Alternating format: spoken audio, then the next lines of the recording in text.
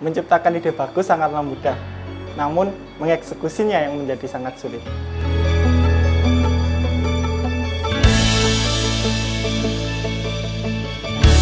Saya Yoga Bisakarya. Di Jagoan Indonesia biasanya saya menyusun beberapa program untuk tingkat lokal hingga tingkat regional. Mulai dari program untuk UMKM, untuk bisnis anak muda, sampai untuk instansi-instansi.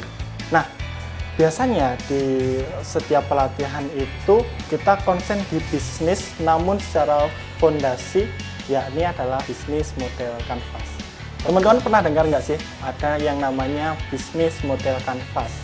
Nah, bayangkan sebuah bisnis, kemudian bayangkan juga sebuah modelnya seperti apa, kemudian dituangkan dalam satu kanvas, satu lembar kanvas, untuk akhirnya kita bisa mengevaluasi bareng-bareng bersama tim kita.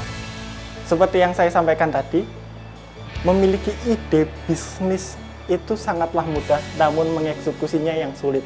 Banyakan kita memiliki ide bagus, kemudian kita tawarkan ke banyak pihak, namun ternyata hasilnya masih belum sesuai dengan ekspektasi kita. Nah, berarti di situ ada yang miss dengan yang kita harapkan. Bisnis model kanvas itu sebagai strategi cara bagaimana ide bisnis kita ini bisa diterima oleh masyarakat, siapa masyarakat atau calon konsumen yang dituju, sampai bagaimana caranya dan bagaimana mendapatkan pemasukannya.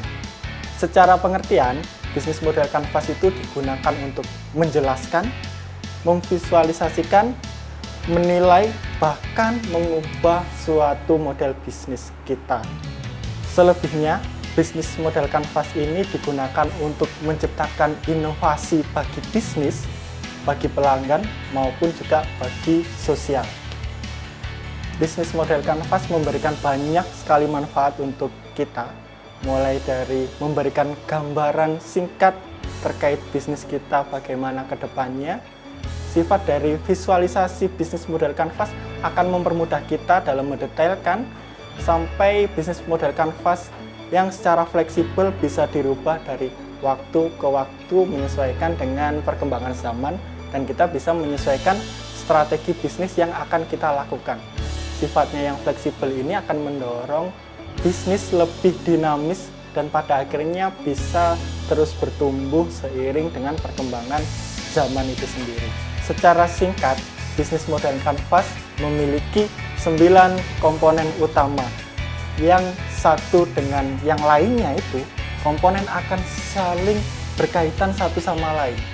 Nah, di sini teman-teman fondasinya adalah bagaimana memikirkan komponen satu dengan komponen lainnya itu secara berurutan harus menjadi satu frekuensi, seperti itu. Mulai dari customer segment, value proposition, channels, revenue stream, customer relationship, key activities, key partner, key resource, hingga cost structure.